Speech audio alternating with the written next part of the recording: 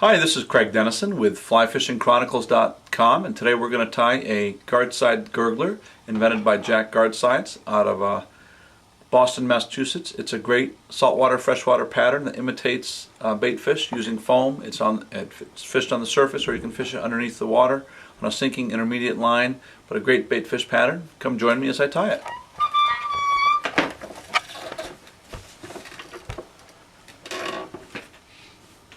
So as the camera's getting set up, I'm going to tell you what materials we need first to tie this pattern. I tie on a mustad hook, 34011, size 1, but you can tie on a 2 or 1/0 or 2/0, any size you want, but you want a longer shank saltwater hook. For the tailing material, we use nice white bucktail. This is a white pattern, but you can tie this in any color variation that you want. But I like to use white, yellow, olive, and then black. Those are my three primary colors, or four primary colors. White bucktail for the tail. I'll put in some crystal flash. You can use any type of pearl or clear type flash for the tail, just a few fibers.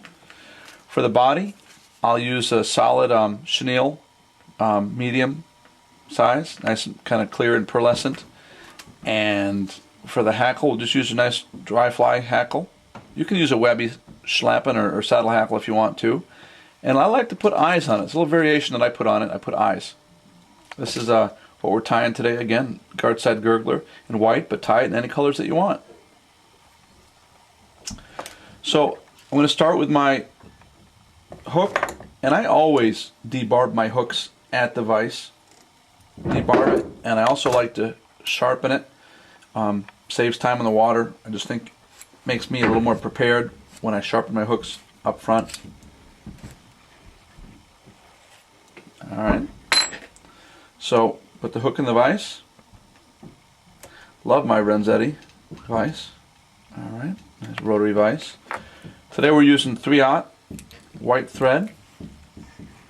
I'm just wrapping back. Okay, got a nice base of thread. I'm going to take that white bucktail, and I'll take probably a chunk a little bit smaller than a pencil, and just trim it. I've got my nice white bucktail. Kind of measure it against the hook. I want the tail almost a full length, as long as the body. I'm going to trim that little end stuff a little bit.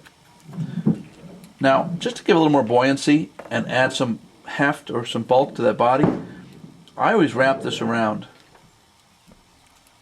So I wrap it right on the hook shank. And I'm not flaring it out. I'm keeping it nice and tapered. There I go. So now if I really cinch on this, it's going to flare that bucktail out. I don't want to do that. So I've got nice loose wraps. We're all set there. Take your crystal flash. I'll take 2 strands of crystal flash, cut it, and I'm going to pull them at a little bit different length. So I've just pulled them. Actually, I'm going to cut this almost in half. So this really gives me a whole bunch of dissimilar length strands of flash. It helps with the taper on this pattern. Nothing's, nature doesn't have jagged lines usually. And I'm just going to double this over my thread. I've doubled it over, and I'm just going to slide it on down. And so I've got a nice little clear flash that's in different lengths, so it's not all clumped up. Okay.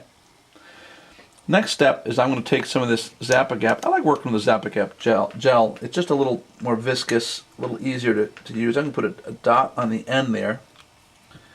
And I'm going to take my 2mm foam strip. Just put a quick snip on either end to get a little triangulation there.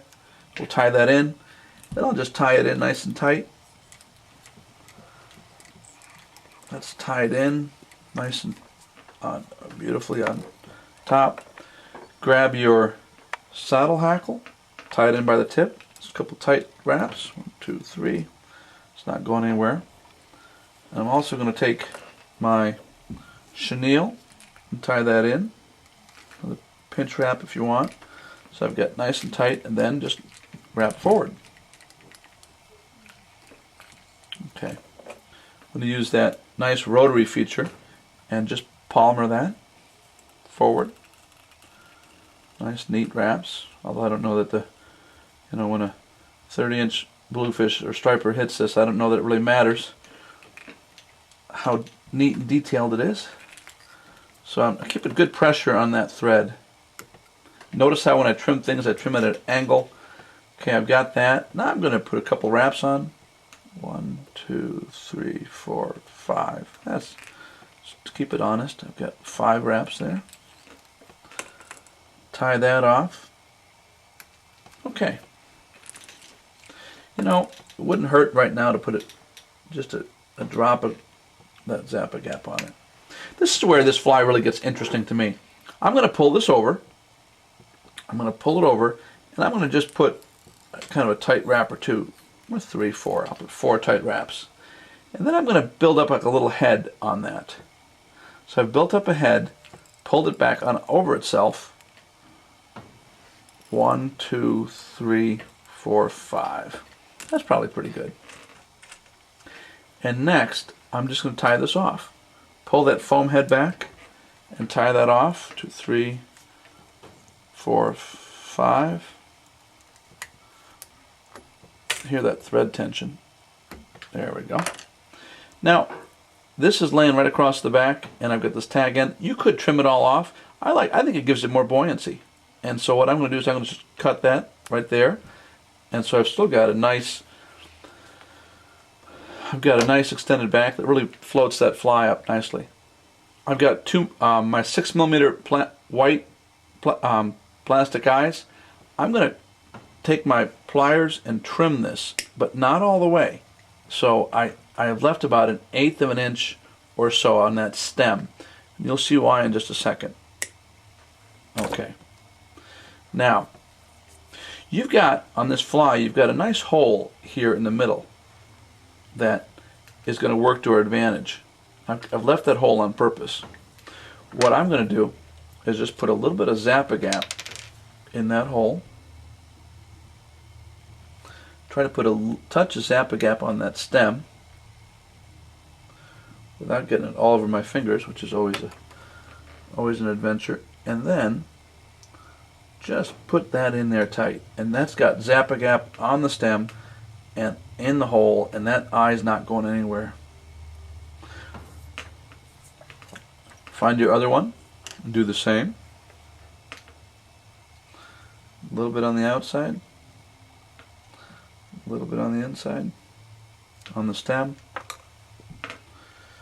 And just kind of open that hole up if you can. Yeah, and it just kind of worked. Yeah, and I didn't get it all over my hands. That's always nice. I'm just keeping it honest, putting a little pressure on that. Really, last 2 steps. I'll put a little bit on the backing there, and on the top of the body, and I'll just depress that. And then I'm going to put just a little bit on the sides. It's coming out a little more than I like right now, but that's all right. That won't matter. So I'm just putting a little more Zap-A-Gap on the side and the top, and that really hardens things nicely. There we go. You've got a Gartside Gurgler that will fish. Strip it, twitch it, cast it out, put it in a pot of fish, let it sit still. It's a great fly. It's a fun fly. The fish catches a lot of species, fairly durable, and hope you have good luck fishing. Thanks.